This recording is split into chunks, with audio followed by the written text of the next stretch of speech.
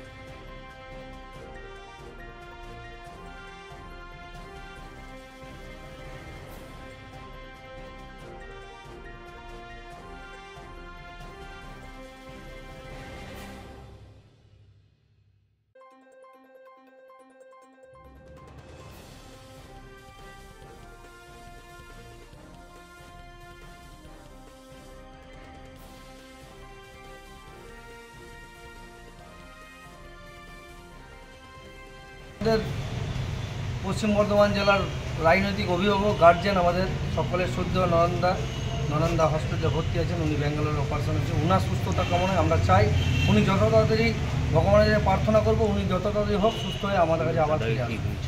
দাদা কি হয়েছে? মন্দিরে পুজো দিই। দাদার কি হয়েছে? দাদা শরীর খারাপ আছে, হার্টের একটা অপারেশন হয়েছে।